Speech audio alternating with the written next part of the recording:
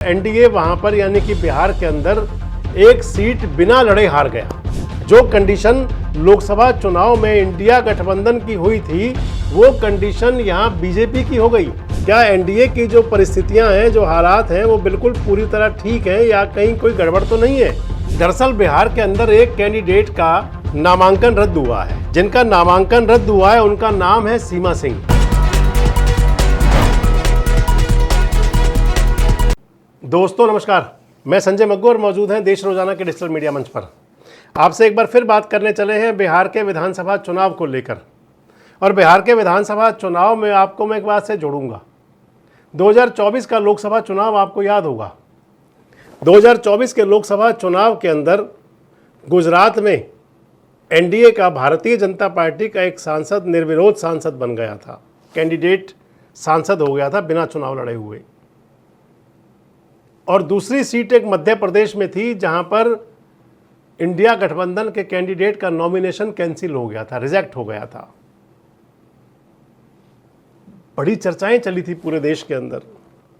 एक बात चल पड़ी थी कि चुनाव आयोग क्या कर रहा है और क्या नेताओं को चुनाव लड़ने नहीं दिया जा रहा।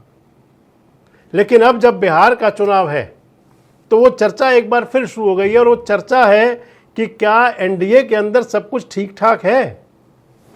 क्या एनडीए की जो परिस्थितियां हैं, जो हालात हैं, वो बिल्कुल पूरी तरह ठीक है या कहीं कोई गड़बड़ तो नहीं है? दरअसल बिहार के अंदर एक कैंडिडेट का नामांकन रद्द हुआ है। जिनका नामांकन रद्द हुआ है उनका नाम है सीमा सिंह। सीमा सिंह कैंडिडेट थी लोक जनशक्ति पार्टी यानी कि चिराग पासवान की पार्टी से। रामविलास पासवान जी के जो बेटे हैं चिराग पासवान, और जिनके नाम पर पार्टी है, उसकी कैंडिडेट थी सीमा सिंह। सीमा सिंह चुनाव लड़ने वाली थी। सारण जिले की मडोरा विधानसभा सीट है। वहाँ से उनको एनडीए की तरफ से चिराग पासवान की पार्टी का टिकट मिला था। लेकिन उनका नामांकन कैंसिल हो गया, रिजेक्ट हो गया। नामांकन रद्द होने के पीछे कारण रहा कि फॉर्म बी के अंदर त्रुटि थी, और फॉर्म बी में त्रुटि होने की वजह से वो फॉर्म कैंसिल कर दिया गया, रिजेक्ट कर दिया गया।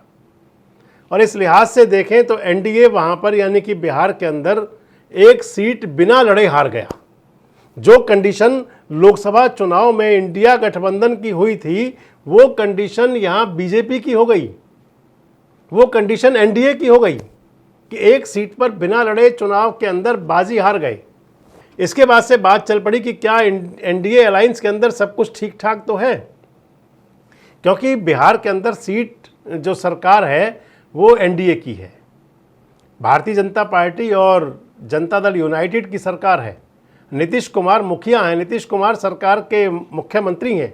अधिकारियों पर कम से कम अभी तो सरकार का पूरा अंकुश भी है और सरकार से अधिकारियों को कहीं ना कहीं दबाव भी है, क्योंकि जब 2 नामांकन रद्द हुए थे तो माना गया था और कहा गया था कि सरकार के प्रभाव में आकर के नामांकन रद्द किए गए विपक्ष के लोगों के, विपक्षी नेताओं के। इधर नामांकन रद्द हो गया एनडीए की कैंडिडेट का, और उसके बाद बात चल पड़ी कि क्या वाकई सब कुछ ठीक तो है। और जोड़ा जाने लगा कि क्या नीतीश बाबू की कोई भूमिका तो नहीं है सीमा सिंह का नॉमिनेशन कैंसिल करवाने में? क्या सरकार के अधिकारियों को कहा तो नहीं गया कि आप अपना फैसला खुद कर लीजिए, आप खुद से देख लीजिए? क्या सरकार की तरफ से कोई इस प्रकार की बात तो नहीं थी? क्योंकि एनडीए के अंदर जो सब कुछ सामने दिख रहा है साफ साफ वैसा है लगता नहीं।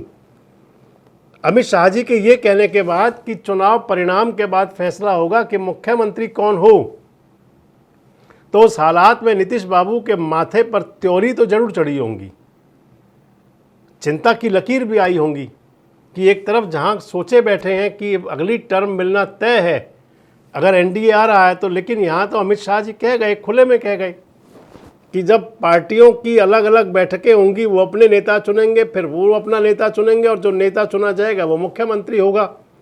यानी कि कोई घोषणा नहीं, किसी के नेतृत्व में चुनाव नहीं हो रहा। क्या ये कारण रहा? अब इधर अगर देखें तो भले ही आज एक साथ दिखाई पड़ते हैं नीतीश कुमार और चिराग पासवान, लेकिन पिछला जो चुनाव था वो जरूर याद किया जाना चाहिए। उस चुनाव के अंदर भी चिराग पासवान उस समय एनडीए का पार्ट थे, सरकार का पूरा हिस्सा थे। एनडीए चिराग पासवान की पार्टी तब तक टूटी भी नहीं थी। बाद में पार्टी दो फाड़ हुई, चाचा भतीजे अलग हुए, पशुपतिनाथ अलग हुए और चिराग पासवान अलग हुए। लेकिन उस समय जो चिराग पासवान का जो है 36 का आंकड़ा था नीतीश कुमार जी से, और इस वजह से चिराग पासवान की पार्टी चुनाव मैदान में थी। और सियासी घटनाक्रम में रुचि रखने वाले लोग कहते हैं कि चिराग पासवान को जो चुनाव मैदान में उतारा गया था उसमें कहीं भारतीय जनता पार्टी का वर्दहस्त था, ताकि नीतीश बाबू को जमीन दिखाई जा सके। और वो हुआ। नीतीश बाबू की पार्टी उस चुनाव के अंदर, जो 2020 का विधानसभा चुनाव था, उसमें अपना प्रदर्शन बहुत बेहतर नहीं कर पाई और विधानसभा के अंदर नंबर 3 की पार्टी बन करके रह गई। परिणाम आपके सामने आया भी सही कि भले ही 7 चुनाव मिल करके लड़े थे, लेकिन बाद में अलग अलग भी हो गए और फिर इकट्ठे हो गए बाद में जा करके। इसलिए नीतीश बाबू को पलटू राम भी खूब संज्ञा मिली, कब पलटी कहाँ मार दें। लेकिन अब के जो हालात हैं, जिस हालात को देख करके लग रहा है, क्योंकि इधर कह दिया था अमित शाह जी ने कि मुख्यमंत्री का चेहरा तो फिक्स नहीं है, तय बाद में होगा। क्या उस सब के चलते क्या एनडीए के अंदर वाकई सब कुछ ठीक ठाक है और गड़बड़ है? सीमा सिंह का नामांकन निरस्त होना क्या एनडीए के अंदर किसी गड़बड़ का संकेत है? आपको क्या लगता है कि बिहार की सियासत के अंदर क्या कुछ नया चल पक रहा है? कमेंट बॉक्स में अपनी राय जरूर दें। जुड़े रहें हमारे साथ, देखते रहें देश रोजाना। हमारे साथ जुड़े रहने के लिए सब्सक्राइब करें देश रोजाना के YouTube चैनल को और नई वीडियो की नोटिफिकेशन पाने के लिए बेल आइकन जरूर दबाएं। अगर आप ये वीडियो Facebook या Instagram पर देख रहे हैं तो पेज को लाइक और फॉलो जरूर करें और ज्यादा से ज्यादा शेयर करें।